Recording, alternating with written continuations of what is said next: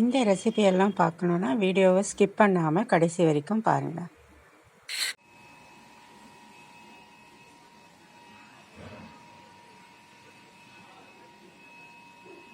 எல்லாருக்கும் வணக்கம். Welcome back to mom 60. இன்றைக்கி ஒரு வெட்னஸ்டே விலாகு. அதனால் நம்ம ஒரு நான்வெஜ் ரெசிபி தான் செய்ய போகிறோம். என்ன செய்யலாம் அப்படிங்களா, லஞ்சுக்கு பார்க்கலாம் நம்ம. அது என்ன பார்த்தீங்கன்னா, மார்னிங் நான் பிரேக்ஃபாஸ்ட்டுக்கு பண்ணிகிட்ருக்கப்போ தேங்காய் அரைக்கிறதுக்கு முன்னாடி கரண்ட் போயிடுச்சு எனக்கு. அதனால் இப்போ நான் மீதி உள்ளதை தான் நான் காட்டு போகிறேன். இப்போ நான் ரெண்டாவது பார்த்திங்கன்னா என்ன லஞ்சுக்கு பார்த்தீங்கன்னா சிக்கன் எடுத்து வச்சுருக்கேன். சிக்கன் காலிஃப்ளவர் போட்டு ஃப்ரை பண்ணிவிட்டு சிக்கன் உருளைக்கிழங்கு சேர்த்து குருமா, மிளகு ரசம், அப்புறம் ஒயிட் ரைஸு, கடையிலேருந்து வாங்கினா வீட் பரோட்டா மத்தியானம் லஞ்சுக்கு நாங்கள் வச்சுக்க போகிறோம். வாங்க அதை எப்படி செய்யலாம் அப்படிங்கிறத நம்ம பார்க்கலாம். ஒரு 1/2 கிலோ எடுத்து வச்சுருக்கேன். இதுக்கு மிளகாய்த்தூள் 1.5 ஸ்பூன், தனியா பவுடர் 1 ஸ்பூனு, மஞ்சள் தூள் போட்டிருக்கேன். இதுக்கு தேவையான அளவு சால்ட்டு,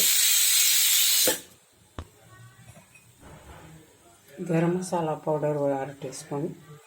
இப்போ எல்லாத்தையும் நம்ம மிக்ஸ் பண்ணி மேரினேட் பண்ணி வச்சுக்கலாம். இது ஃப்ரை பண்ண போகிறோம் சிக்கன். இதில் தயிர் ஒரு 2 கரண்டி தயிர் சேர்த்துருக்கேன். சொல்ல மறந்துட்டு அடியில் போட்டிருந்தேன். தயிர் கூட மிளகாத்தூள், தனியாத்தூள், மஞ்சள் தூள், உப்பு, கரம் மசாலா பவுடர் இதுக்கு சேர்த்து நம்ம ஒரு 1/2 ஹவர்லேருந்து 1 ஹவருக்கு ஊறட்டும். அதுக்கப்புறம் நம்ம அது வெங்காயம்லாம் போட்டு ஃப்ரை பண்ணிக்கலாம்.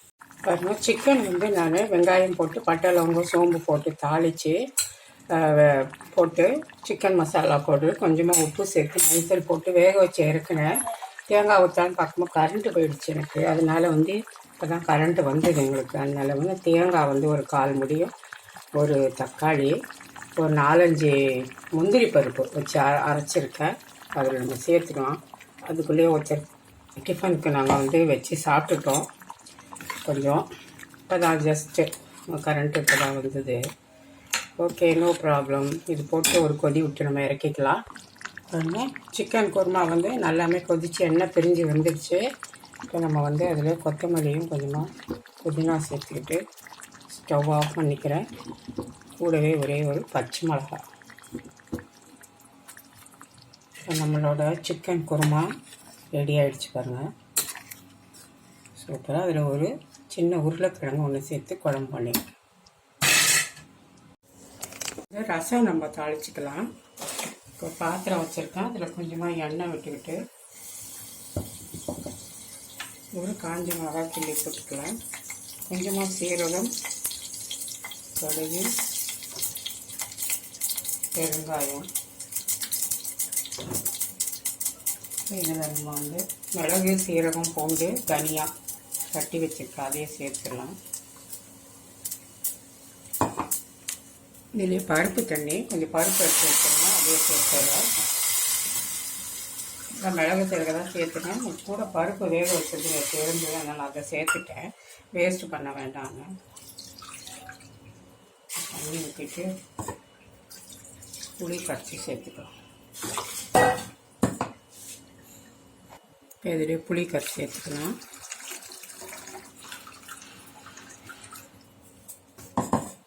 இதில் உப்பு சேர்த்துக்கலாம். நான் தக்காளியெல்லாம் பருப்புலேயே போட்டு கடைஞ்சி வச்சுருந்தேன். அதனால் அப்படியே சேர்த்துட்டேன். தக்காளி சேர்க்கல. பொங்கி வரட்டும், ஆஃப் பண்ணிட்டேன். ரசம் பொங்கி வருது, ஆஃப் பண்ணிட்டேன். கொத்தமல்லியும் கருவேப்பிலையும் சேர்த்து நம்மளோட ரசம் ரெடி ஆகிடுச்சு. இதை அப்படியே க்ளோஸ் பண்ணி வச்சிடலாம். இப்போ ஒரு கடாய் போட்டிருக்கேன். நம்ம சிக்கன் மேரினேஷன் பண்ணி ஒரு 1 ஹவர் கிட்ட ஆச்சு. இப்போ நம்ம சிக்கன் கூட காலிஃப்ளவர் சேர்த்து ஃப்ரை பண்ண போகிறோம். அதுக்கு தேவையான வெங்காயம் 1, பெரிய தக்காளி 1 கட் பண்ணி வச்சுருக்கேன். ஏன்னா அதிகமாக தொக்கு மாதிரி நான் பண்ண போகிறது கிடையாது. ஏன்னா சிக்கன் குருமா பண்ண வச்சுருக்கேன். அதுக்காக தான். இப்போ இதில் ஆயில் சேர்த்துக்கலாம். நம்ம நான் குக்கரில் வைக்கல இன்றைக்கி. இப்படி ஓப்பன் பாட்டில் தான் செய்கிறேன். இதில் பட்டை ஒரு 2 லவங்கம், சோம்பு கொஞ்சம் சேர்த்துக்கலாம். நான் கரம் மசாலா பவுடர் ஏற்கனவே சிக்கனில் சேர்த்துருக்கேன்.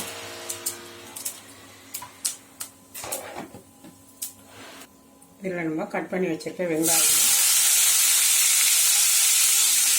வெங்காயம் வதங்கிச்சு கொஞ்சம். இப்போ இஞ்சி பூண்டு பேஸ்ட்டு 1 ஸ்பூன் அளவுக்கு சேர்த்துக்கலாம். பச்சை வாசனை கொஞ்சம் போகட்டும். இது நம்ம கட் பண்ணி வச்சுருக்க ஒரு பெரிய தக்காளி அதை அப்படியே பிசைஞ்ச மாதிரி சேர்த்துக்கலாம். இது வதங்கிறதுக்கு கொஞ்சமாக உப்பு. நான் ஆல்ரெடி வந்து சிக்கனில் போட்டு மேரினேட் பண்ணியிருக்கோம். அதனால் இந்த வெங்காயம் தக்காளி வதங்கிறதுக்கு கொஞ்சமாக சால்ட்டு சேர்த்துருக்கேன். இது கொஞ்சம் நல்லா வதங்கி வரட்டும். மூடி வச்சுருந்தேன். கொஞ்சம் இப்போ ஓப்பன் பண்ணிக்கலாம். ஓரளவுக்கு வெங்காயம் தக்காளி எல்லாம் வதங்கி வச்சுக்கோம். நம்ம மேரினேட் பண்ணி வச்சுருக்கோம். இந்த சிக்கனை சேர்த்துடலாம். தயிரில் போட்டு நம்ம ஊற வச்சுருந்தோம். மசாலா எல்லாமே சேர்த்தாச்சு. எல்லாம் மிக்ஸ் பண்ணியாச்சு. மூடி வச்சு நல்லா ஒரு 10லேருந்து 15 நிமிஷம் வேகணும். அப்பப்போ நம்ம திறந்து மிக்ஸ் பண்ணி கொடுக்கலாம். ஓரளவுக்கு கொதிக்க ஆரம்பித்தோன்னே சிம்மில் வச்சுக்கலாம். கடையிலேருந்து காய் வாங்கிட்டு வந்தேன். முள்ளங்கி, கேரட்டு இதெல்லாம் வந்து இந்த 2 பக்கமும் காம்பு பக்கமும் வேறுபாங்க ரெண்டுமே கட் பண்ணி இது போல் வச்சுட்டிங்கன்னா ஃப்ரிட்ஜில் வந்து உங்களுக்கு ரொம்ப நாளைக்கு வந்து அழுகி போகாமல் நல்லாயிருக்கும். ஃப்ரிட்ஜில் வச்சிடலாம். பார்த்தீங்கன்னா நான் சிக்கன் வந்து ஒரு 15 நிமிஷமாக வேக வச்சு நல்லா வெந்துடுச்சு. எண்ணெய் எல்லாம் பிரிஞ்சு வந்துருக்கு பாருங்கள். இப்போ நம்ம இதில் வந்து நம்ம என்ன சேர்க்க போகிறோம் பார்த்தீங்கன்னா காலிஃப்ளவர் எடுத்து வச்சுருக்கேன். வாஷ் பண்ணி அது கொஞ்சம் சேர்த்துக்கலாம். இது சேர்த்து வறுக்கும்போது ஃப்ரை பண்ணும்போது ரொம்ப நல்லாயிருக்கும். அதே சமயம் வந்து சுகர் பேஷண்ட்டு இவங்களுக்கெல்லாம் வந்து பார்த்திங்கன்னா அந்த காய் சாப்பிடணும் கொஞ்சம் இதாக இருக்கும். இதை வந்து நல்லா மிக்ஸ் பண்ணிவிட்டு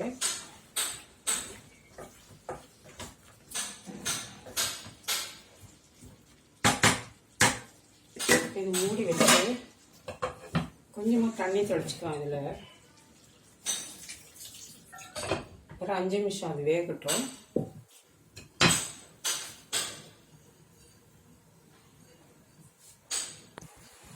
அதுக்குள்ள நம்ம இந்த பக்கம் ஒரு கடாயில் மிளகு வறுத்து எடுத்துக்கலாம். கொஞ்சம் கூடவே ஒரு ஸ்பூன் சீரகம் அதே சேர்த்து வறுத்துட்டு நம்ம இடிச்சிட்டு கொஞ்சமாக வந்து சிக்கன் ஃப்ரைக்கு போட்டுக்கலாம். வெளியே நான் வந்து எடுத்து ஸ்டோர் பண்ணி வைக்க போகிறேன். அதனால் அதை கொஞ்சம் வறுத்துக்கலாம்.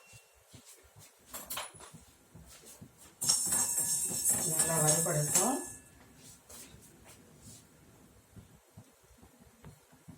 மிளகு நல்லா வறுபட்டுருச்சு. நம்ம வந்து ஒரு பிளேட்டுக்கு மாற்றிடுறோம். இப்போ எங்கள் பக்கம் பார்த்தீங்கன்னா ரைஸ் வந்து வெந்துட்டுருக்குது, ஒயிட் ரைஸு. இந்த பக்கம் சிக்கன் வந்து காலிஃப்ளவரும் குக் ஆகிட்டுருக்கு. கொஞ்சம் மூடி வச்சு ஒரு 5 நிமிஷம் அந்த தண்ணியிலே அது வெந்துடணும். சிம்மரில் வச்சு இப்போ இந்த மிளகு சீரகத்தை நம்ம கொஞ்சமாக வந்து இந்த உரலில் போட்டு இடிச்சுக்கலாம்.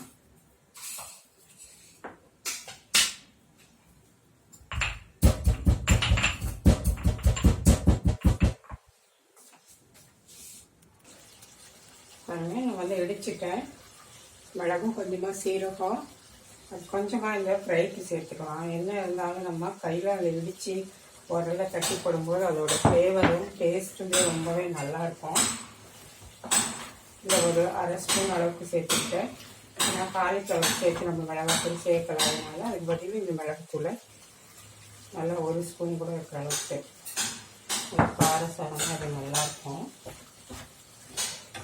குருமா வந்து நம்ம மைதா தான் எடுப்பாங்க.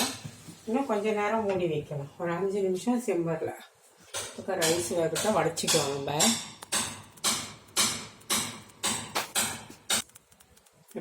இதுதான் இந்த பரோட்டா தான் ரெடிமேட் வீட் பரோட்டா, லச்சா பரோட்டான்னு போட்டுருக்கு பாருங்கள். இதுதான் இன்றைக்கி நம்ம செய்துக்க போகிறோம் லஞ்சுக்கு. நான் செய்யும்போது காட்டுறேன் பாருங்கள். சிக்கன் வந்து நல்லா வெந்து காலிஃப்ளவர் எல்லாமே நல்லா குக்காகி சேர்ந்து வந்துடுச்சு. நல்லா காரசாரமாக இருக்குது. இதில் நம்ம கொத்தமல்லியும் புதினாவும் கொஞ்சமாக தூவி வச்சுக்கலாம். அவ்வளோதான் நம்மளோட சிக்கன் காலிஃப்ளவர் வீட் பரோட்டா எடுத்துட்டேன். 5 பரோட்டா இருக்குது. இப்போ நான் வந்து அதை சுட்டு எடுத்துக்கலாம். வந்துட்டு மேலே போட்டு திருப்பி போட்டேன். ஒரு 2 நம்ம லஞ்ச் எல்லாம் ரெடி ஆகிடுச்சு. ஒயிட் ரைஸ் பண்ணியிருக்கோம். சிக்கன் பொட்டேட்டோ போட்டு குருமா பண்ணியிருக்கேன். அதுக்கப்புறமா சிக்கன் காலிஃப்ளவர் பெப்பர் ஃப்ரை பண்ணியிருக்கேன். அப்புறமா பரோட்டா, ரெடிமேட் பரோட்டா வந்து வீட் பரோட்டா நம்ம வாங்கிட்டு வந்து அது வீட்டில் வந்து சுட்டுருக்கோம். நல்லா பருப்பு ரசம். இந்த ரெசிபி உங்களுக்கெல்லாம் பிடிச்சிருக்குன்னு நினைக்கிறேன். பிடிச்சிருந்தா மாம் 60க்கு லைக் அண்ட் ஷேர் கொடுங்க. மறக்காமல் சப்ஸ்கிரைப் பண்ணிட்டு all option bell button click பண்ணி வச்சுங்க. இதே போல் நம்ம இன்னொரு விளாகில் சந்திக்கலாம். நன்றி, வணக்கம்.